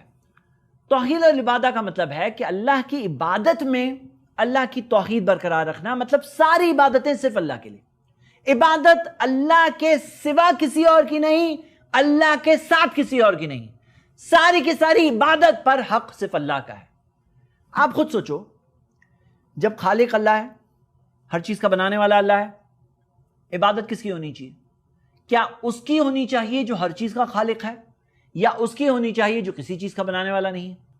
جب اللہ ہر چیز کا مالک ہے، ہر چیز کا مالک اللہ ہے، قرآن میں دیا ہے وَالَّذِينَ تَدْعُونَ مِن دُونِهِ مَا يَمْلِكُونَ مِن قِطْمِيرٍ، وہ جنہیں تم پکارتے ہو اللہ کے علاوہ، وہ تو ایک قطمیر کے بھی مالک نہیں، مطلب کھجور کے اندر جو بیج ہوتا ہے نا، بیج کے اوپر ایک ٹرانسپیرنٹ سا چھلکا ہوتا ہے، اللہ نے کہا وہ اس کے بھی مالک نہیں، مطلب اللہ کے علاوہ جو اور ہے نا سب، وہ قطمیر کے بھی مالک نہیں ہے، اللہ ہر چیز کا مالک ہے۔ اب آپ بتاؤ، کیا عبادت اس کی ہونی چاہیے جو ہر چیز کا مالک ہے، یا اس کی ہونی چاہیے جو کسی کا مالک نہیں ہے، کوئی چیز کا مالک نہیں ہے؟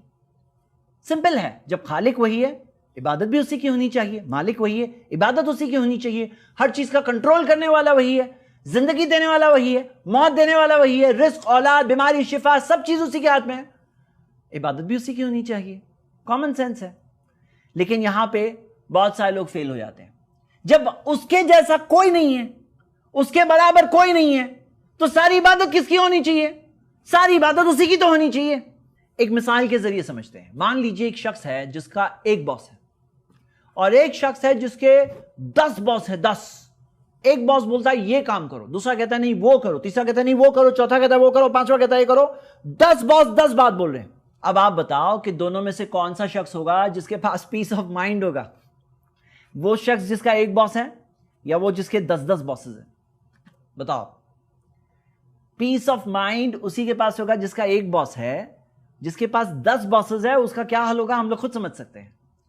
ہوتا یہ ہے کہ جب لوگ ایک مالک جو ہم سب کا مالک ہے، ایک، اس کو چھوڑ کر اوروں کی عبادت کرتے ہیں، ایک کی عبادت کیے، دوسرے کی کیے، تیسرے کی کیے، چوتھے کی کیے، پانچویں کی کیے، چھٹے کی کیے، ساتویں نے کام بگاڑ دیا، آٹھویں نے مشکل میں ڈال دیا، نواں ناراض ہو گیا، کتنا ٹینشن ہے۔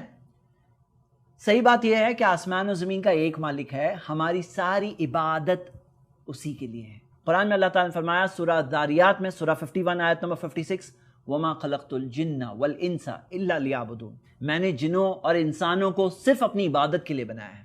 اللہ تعالیٰ نے صرف اس کی عبادت کے لیے ہمیں بنایا ہے۔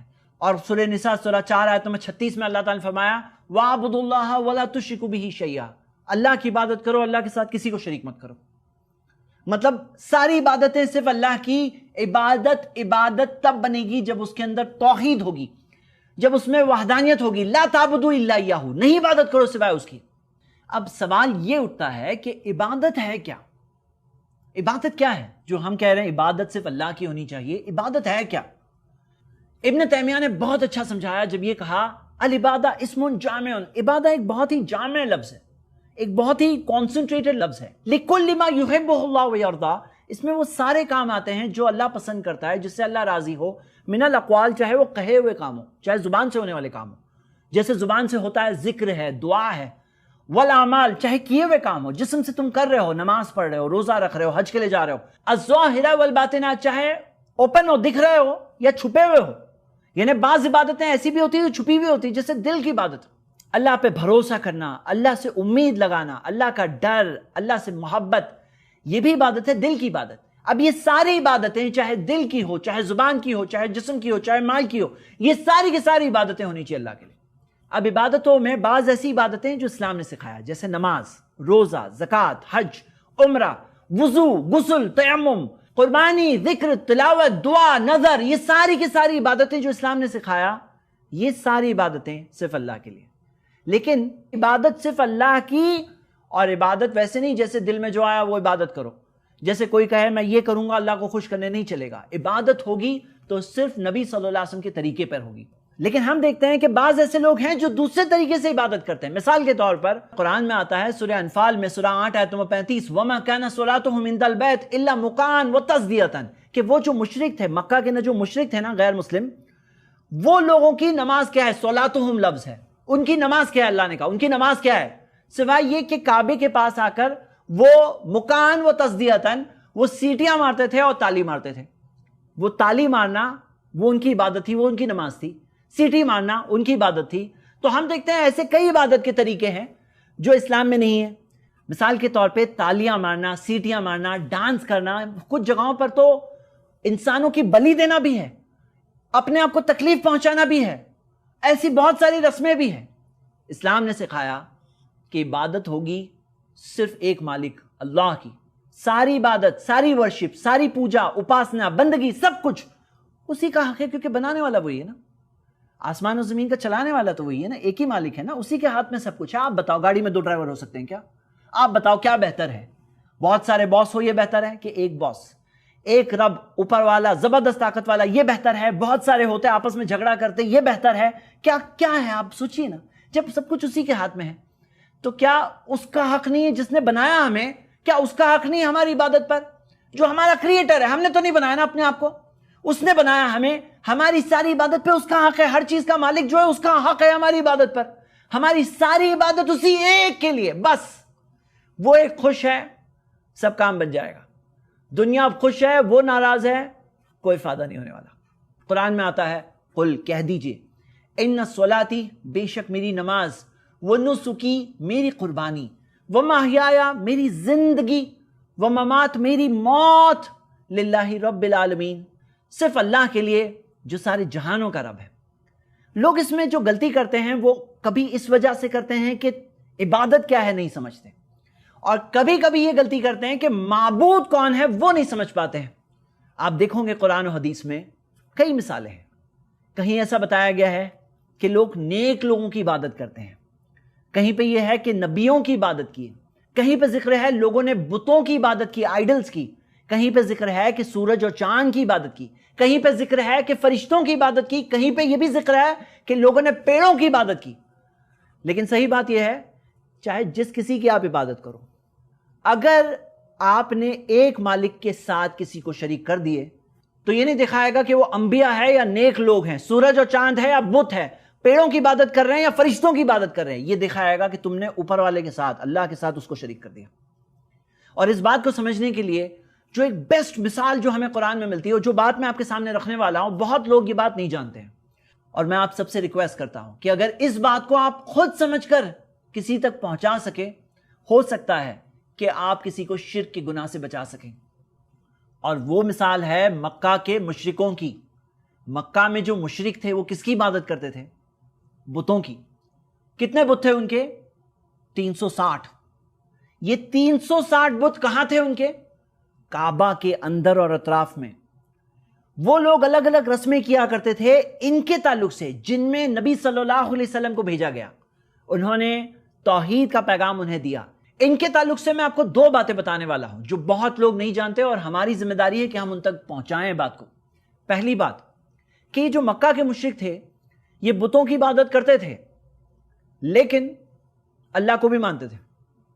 قرآن میں دیا ہے, پڑھیے آپ, سورہ زخرف سورہ 43 آیت نمبر 87, وَلَئِن سَأَلْتَهُمْ مَنْ خَلَقَهُمْ, اگر آپ ان سے پوچھو تمہیں بنایا کس نے, 360 کی عبادت کر رہے ہو, بنانے والا کون ہے, خالق کون ہے, لَيَقُولُنَّ اللَّهُ, وہ کہیں گے بنانے والا اللہ ہے.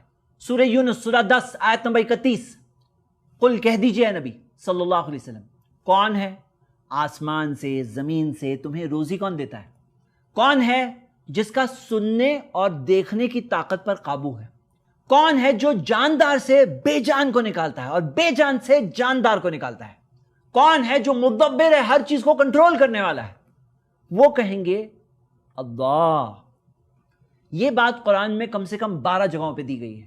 آپ پڑھیے سورہ مومنون سورہ 23 آیت نمبر 84 سے 89 تک یہ بات دی گئی ہے, سورہ عنکبوت سورہ 29 آیت نمبر 65, سورہ لقمان سورہ 31 آیت نمبر 25. یہ سب جگہوں پہ یہ بات دی گئی ہے کہ یہ لوگ اللہ کو مانتے تھے. اب آپ کے ذہن میں سوال آیا ہوگا کہ جب اللہ کو مانتے ہیں, جب یہ مانتے ہیں کہ اللہ ہی بنانے والا ہے, اللہ ہی چلانے والا ہے, مدبر, اللہ ہی زندگی موت دینے والا ہے, اللہ ہی ہے جو ہر چیز کو کنٹرول کرتا ہے, اللہ ہی ہے جو رزق دیتا ہے, اللہ ہی ہے جو سننے اور دیکھنے کی طاقت پر قابو ہے, تو وہ لوگ بتوں کی عبادت کیوں کرتے تھے؟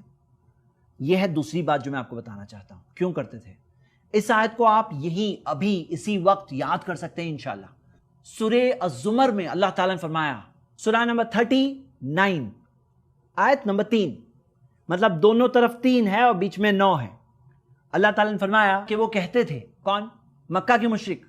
وہ کہتے تھے ما نعبدہم, ہم ان کی عبادت نہیں کرتے. کن کی؟ بتوں کی. الا لیقربونا الی اللہ زلفا, کرتے تو صرف اس وجہ سے کہ وہ ہمیں اللہ کے قریب کر دیں. ہم ان بتوں کی عبادت صرف اس وجہ سے کرتے ہیں کہ یہ بت ہمیں اللہ کے قریب کر دیں. اور سورہ یونس میں آتا ہے سورہ 10 آیت نمبر 18, ہاؤلائی شفاعنا عند اللہ, یہ اللہ کے پاس ہماری سفارش کرتے ہیں. تو یہاں ہے سیکرٹ. بہت سارے انسان, اکثر انسان یہ مانتے ہیں کہ اوپر والا ایک ہے. آپ خود دیکھو, لوگ کہتے ہیں there is one God. Christians کو دیکھو, there is only one God. پھر جب ان سے پوچھا جائے آپ ورشپ کس کی کرتے ہو, کہتے ہیں ورشپ میں, بہت سارے کرسچنز یہ کہتے ہیں we worship Jesus along with God. بہت سارے لوگ ہیں جو کہتے ہیں کہ سب کا مالک ایک, لیکن جب ان سے کہا جائے پوجا کس کی کرتے ہو, تو کہتے ہیں پوجا ان کی کرتے ہیں, ان کی کرتے ہیں, ان کی کرتے ہیں. صحیح بات یہ ہے کہ جب ہر چیز کا مالک اللہ ہے, اوپر والا ہے, تو عبادت بھی اسی کی. اور مکہ کے مشرک اسی چیز کے اندر فیل ہو جاتے تھے. وہ کہتے تھے ہم ان بتوں کی عبادت صرف اس لیے کرتے ہیں لیقربونا الی اللہ زلفا, یہ ہمیں اللہ کے قریب کریں گے, یہ اللہ کے پاس ہماری سفارش کریں گے. اور یہ کنسپٹ کہاں سے آیا؟ آپ دیکھیے صحیح بخاری کی حدیث, نبی صلی اللہ علیہ وسلم نے بتایا کہ نوح علیہ السلام کی قوم کے جب نیک لوگوں کا انتقال ہوا تو شیطان نے لوگوں کے دل میں وسوسہ ڈالا, کہا کہ دیکھو یہ نیک لوگ ہیں, ان کی نیکی کو یاد رکھو, ان کی مورتی بنا کے رکھو تاکہ کم سے کم ان کو دیکھ کے تمہیں یاد آئے نیک لوگوں کی. انہوں نے مورتیاں بنائی, عبادت نہیں کی. لیکن جب کچھ وقت گزر گیا, پھر بعد کے لوگوں کے دلوں میں شیطان نے کہا یہ تمہارے باپ دادا کے گاڈز ہیں, معبود ہیں, ان کی عبادت کرو. اس طرح سے جا کر شرک شروع ہوا. اب محمد صلی اللہ علیہ وسلم آئے, انہوں نے آ کے کہا کہ 360 کی عبادت نہیں ہوگی, عبادت ایک کی ہوگی. ذرا غور کریے, ہمارا کلمہ لا الہ الا اللہ ہے, نہیں ہے کوئی معبود برحق سوائے اللہ کے. اگر ہمارا کلمہ لا رب الا اللہ ہوتا, لا رب الا اللہ, نہیں ہے کوئی رب سوائے اللہ کے, تو مکہ کے مشرکوں کو کوئی پرابلم ہی نہیں تھا, کیونکہ وہ بھی مانتے تھے رب اللہ ہے, بنانے والا وہی ہے, چلانے والا وہی ہے, زندگی موت. مطلب وہ جو ہم نے 3 سیکشن دیکھے نا, پہلا سیکشن رب اللہ ہے, دوسرا سیکشن اللہ کے ناموں و صفات میں توحید, تیسرا سیکشن اللہ کی عبادت میں توحید. اگر ہمارا کلمہ ہوتا لا رب الا اللہ, مکہ کے مشرکوں کو کوئی پرابلم ہی نہیں تھا, محمد صلی اللہ علیہ وسلم سے کوئی پرابلم نہیں ہوتا. پرابلم کہاں تھا معلوم ہے آپ کو؟ لا الہ الا اللہ, کیونکہ لفظ الہ کا مطلب ہے معبود برحق, کوئی عبادت کے لائق ہی نہیں ہے سوائے اللہ کے. عبادت ہوگی تو ایک ہی مالک کی ہوگی, ہم سب کے بنانے والے کی ہوگی, اللہ کی ہوگی. انہیں یہاں پرابلم تھا.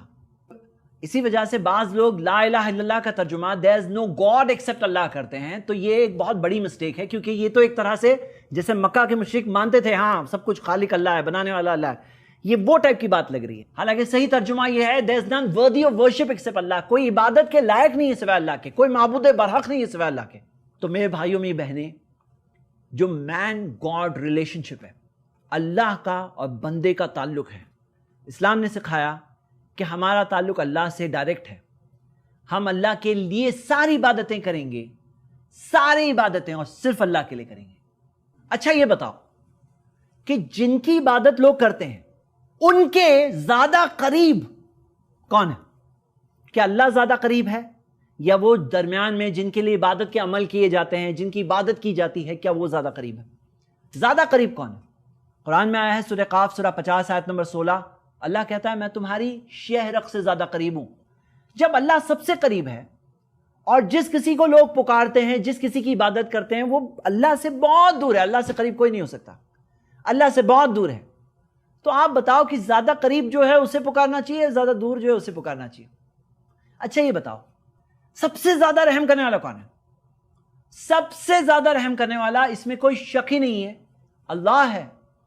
اس کا کتنا رحم ہے ہم سب پر. ارے بھائی آدمی گنہگار ہوتا ہے, غلط کام کرتا ہے, اسے بھی وہ سنبھالتا ہے, اسے بھی رزق دیتا ہے. اس سے زیادہ رحم کرنے والا کوئی نہیں ہے. کیا ایسا ہے کہ جو درمیان والے ہیں, جن کے لیے عبادت کے عمل لوگ کرتے ہیں, جنہیں خوش کرنے کی کوشش کرتے ہیں, کیا وہ زیادہ رحم کرنے والے ہیں؟ اللہ کم رحم کرتا ہے, وہ زیادہ رحم کرتے ہیں, اسی وجہ سے وہ اللہ کو منا لیں گے, اللہ کم رحم کرتا ہے, یہ زیادہ رحم کرتے ہیں. ایسا ہے کیا؟ بالکل نہیں. اللہ کے جیسا کوئی نہیں, اللہ کے جیسا رحم کرنے والا کوئی نہیں. وہ پرفیکٹ ہے ہر اعتبار سے. آپ اس کائنات کو دیکھو, کتنا بیوٹیفل سسٹم ہے, کتنا بہترین سسٹم ہے, کتنا خوبصورت اس نے بنایا ہے.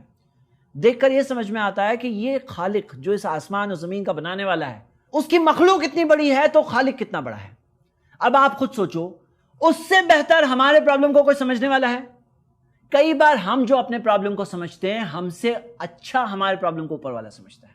وہ جانتا ہے ہمارے لیے کیا اچھا ہے.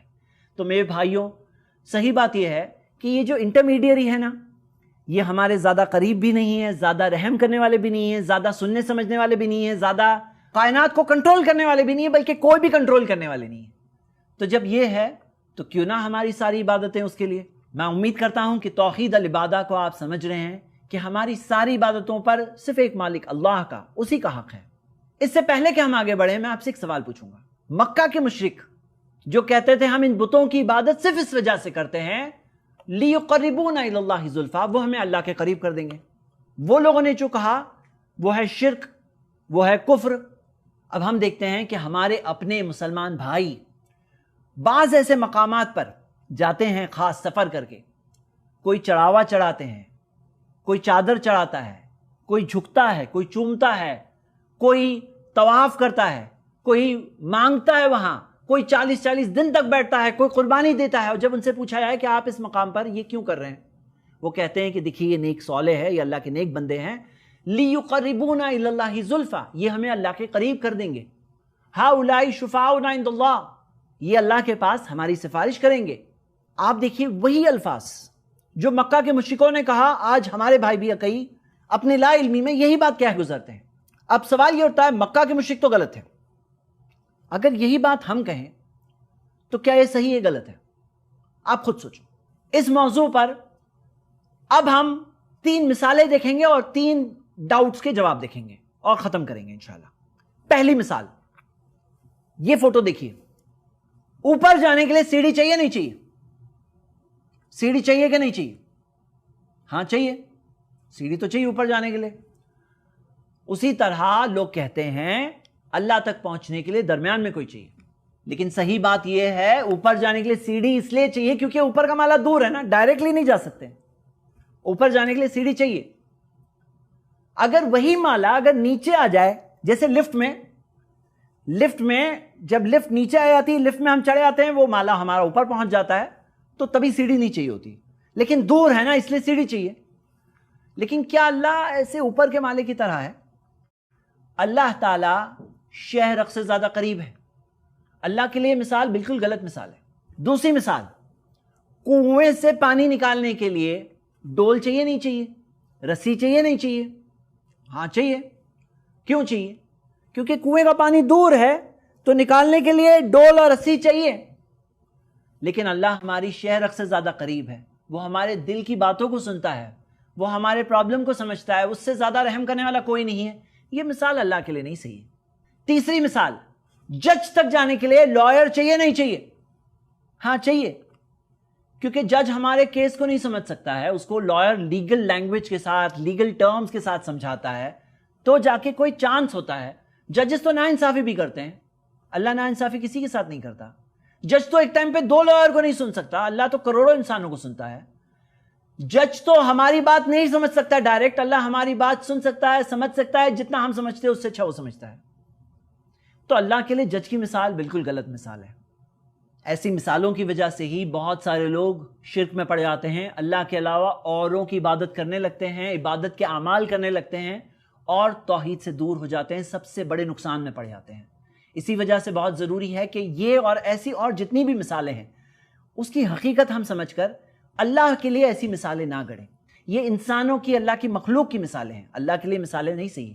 اب آئیے ہم 3 سوالات دیکھتے ہیں اس موضوع پر جس کی وجہ سے بعض لوگ کنفیوز ہوتے ہیں۔ پہلا سوال شفاعت کے تعلق سے، سفارش، انٹرسیشن، کہ اللہ کے پاس سفارش چلے گی نہیں چلے گی؟ تو بالکل، قرآن و حدیث میں کئی طرح کی سفارشوں کا ذکر ہے۔ قیامت کے دن اللہ کے نبی محمد صلی اللہ علیہ وسلم کے لیے خاص کچھ سفارش و شفاعت کا ذکر ہے، اس میں کوئی شک نہیں۔ نیک صالحین اللہ کے پاس سفارش کریں گے ایسے لوگوں کے لیے جو جہنم میں گئے ہوں گے کہ اللہ تعالیٰ ان کو وہاں سے نکال دے، اللہ نکالے گا۔ فرشتے شفاعت کریں گے، یہ سب کا ذکر ہے۔ لیکن کیا شفاعت سے آپ یہ سمجھ رہے ہیں کہ اللہ چاہتا ہے کہ وہ جہنم میں رہیں اور کوئی اور ہے وہ چاہتے ہیں نہیں رہے اور ان کی مرضی چلیں گے؟ کیا آپ نے یہ سوچا ہے کہ وہ اللہ کی مرضی کے خلاف جا کے نکال کے لا رہے ہیں؟ تو آپ یہ قرآن کی 2 آیتوں پر غور کریں۔ پہلی آیت اللہ تعالیٰ نے فرمایا سورۃ الانبیاء میں سورہ 21 آیت نمبر 28، وَلَا يَشْفَعُونَ إِلَّا لِمَنِ ارْتَضَىٰ، کہ وہ لوگ نہیں سفارش کر سکتے سوائے اس کے لیے جس سے اللہ راضی ہو۔ مطلب جس سے اللہ راضی ہو، جس کے لیے اللہ کی اجازت ہو، اسی کے لیے سفارش کر پائیں گے۔ اور سفارش بھی کوئی بھی آگے کرے گا ایسا نہیں ہے۔ اللہ تعالیٰ نے فرمایا آیت الکرسی میں، مَنْ ذَا الَّذِي يَشْفَعُ عِنْدَهُ إِلَّا بِإِذْنِهِ، کہ کون ہے جو اللہ کے پاس سفارش کرے سوائے اللہ کی مرضی سے۔ مطلب سفارش ہوگی جس کے لیے اللہ کی مرضی ہوگی اسی کے لیے، سفارش جس کے ذریعے ہوگی، جس کی اللہ کی مرضی ہوگی اسی کے ذریعے ہوگی۔ مطلب کرنے والا کون ہے؟ اللہ ہے۔ سوال یہ اٹھتا ہے کہ کیا ایسا ہو سکتا ہے کہ کرنے والا سامنے کوئی دکھ رہا ہے لیکن اصل میں کرانے والا کوئی اور ہے؟ کیا ایسا ہو سکتا ہے؟ میں اس بات کو سمجھنے کے لیے مثال دے رہا ہوں، یہ اللہ کے لیے مثال نہیں ہے۔ دنیا میں ایسا ہوتا ہے کہ نہیں ہوتا ہے کہ آپ کوئی پروگرام میں دیکھو کہ ایک چیف گیسٹ ہے وہ ایوارڈ دے رہا ہے اور چیف گیسٹ سے کہا جاتا ہے، آرگنائزرز کہتے ہیں کہ آپ ایوارڈ دیجئے، لیکن وہ ایوارڈ دینے والے وہ آرگنائزر ہے، وہ کمیٹی ہے، بس ایک چیف گیسٹ کو عزت دی جا رہی کہ آپ کے ہاتھوں سے ایوارڈ جا رہا ہے، یہ ایک عزت اسے دی جا رہی ہے۔ ہم یہ دیکھتے ہیں کہ اللہ تعالیٰ اپنے نیک بندوں کو یہ عزت دے گا کہ قیامت کے دن، جس دن باپ بیٹے کے کام نہیں آئے گا، لیکن اللہ تعالیٰ نیک صالحین کو ان کی نیکی کی بنیاد پر اللہ انہیں یہ عزت دے گا، یہ اکرام کرے گا کہ وہ شفاعت سفارش کر پائیں گے، لیکن ان کے لیے لمن ارتضیٰ، جس سے اللہ راضی ہو۔ دوسرا سوال دعا کے تعلق سے، بعض لوگ یہ کہتے ہیں کہ ہم ان سے یہ مانگتے ہیں کہ آپ یہ کام کر دو یا کروا دو یا سفارش کر دو، لیکن کیا آپ کو پتا ہے یہ دعا صرف اللہ کے لیے ہے۔ قرآن میں اللہ تعالیٰ نے فرمایا سورہ مومن میں سورہ 40 آیت نمبر 60، یاد کریے آپ، سورہ 40 آیت نمبر 60، اللہ تعالیٰ نے فرمایا وَقَالَ رَبُّكُمُ ادْعُونِي أَسْتَجِبْ لَكُمْ، تمہارے رب نے فرمایا مجھ سے دعا کرو میں تمہاری دعا کا جواب دوں گا۔ ایک حکم ہے مجھ سے دعا کرو، ایک وعدہ ہے میں تمہاری دعا کا جواب دوں گا۔ اللہ تعالیٰ نے یہ جو حکم دیا کہ مجھ سے دعا کرو، اس میں کوئی فرق نہیں کیا صرف نیک لوگ مجھ سے مانگو، گنہگار یہاں نہیں مانگنا، ایسا کہا نہیں کہا۔ کیا اللہ تعالیٰ نے فرق کیا علم والے یہاں مانگو جاہل یہاں نہیں آنا؟ اللہ تعالیٰ نے سب کو کہہ دیا، سب کو ادعونی، مجھ سے دعا کرو، چاہے علم والا ہو یا جاہل ہو، چاہے نیک ہو یا گنہگار ہو، ادعونی اللہ نے کہا۔ اور نبی صلی اللہ علیہ وسلم نے فرمایا الدعاء هو العبادہ، دعا عبادت ہے۔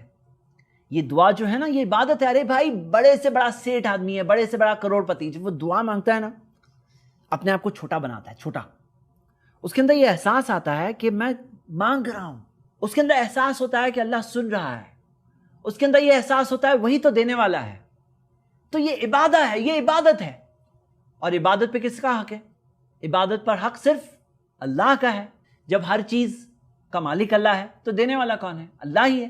اس سے زیادہ رحم کرنے والا کوئی نہیں، اس سے قریب کوئی نہیں۔ تو میرے بھائی سمپل سی بات ہے، تو میرے بھائیوں میری بہنیں سمپل سی بات ہے، ہماری ساری دعاؤں پر صرف اللہ کا حق ہے۔ آخری تیسرا سوال وہ یہ ہے کہ بعض لوگ یہ کہتے ہیں کہ قرآن میں دیا ہے ایاک نعبد و ایاک نستعین، اے اللہ ہم تیری ہی عبادت کرتے ہیں، تجھی سے مدد طلب کرتے ہیں۔ تو پھر لوگ یہ کہتے ہیں کہ پھر آپ دنیاوی مدد کیوں مانگتے ہو؟ اگر میں کسی سے کہوں کہ ذرا یہ ٹیبل اٹھانے میں مدد کرو تو مانگ سکتا ہوں کیا؟ تو ہاں، اس کے اندر کنڈیشن ہے۔ کنڈیشن یہ ہے کہ میں جس سے مانگ رہا ہوں وہ حی، زندہ ہونا چاہیے، کہ میں جس سے مانگ رہا ہوں ارے بھائی زندہ کوئی انسان ہے، میں اسے کہہ سکتا ہوں آؤ بھائی ٹیبل اٹھانے میں مدد کرو۔ انتقال کے بعد کسی سے کہوں کہ اے فلاں مجھے ٹیبل اٹھانے میں مدد کرو، یہ غلط ہو جائے گا۔ حاضر ہونا چاہیے، کوئی حاضر شخص ہے، بھائی آؤ ذرا ٹیبل اٹھانے میں مدد کرو۔ لیکن کوئی دوسری کنٹری میں اسے کہوں کہ اے فلاں ٹیبل اٹھانے میں مدد کرو، تو حاضر نہیں ہو تو بھی نہیں چلے گا، زندہ ہو، حاضر ہو، اور نمبر 3 قادر ہو۔ مطلب ٹیبل تو اٹھانے میں کوئی مدد کر سکتا ہے، لیکن میں اسے کہوں میری زندگی بڑھا دو، میرے رزق کو بڑھا دو، وہ نہیں کر سکتا ہے، وہ صرف اللہ کے ہاتھ میں ہے۔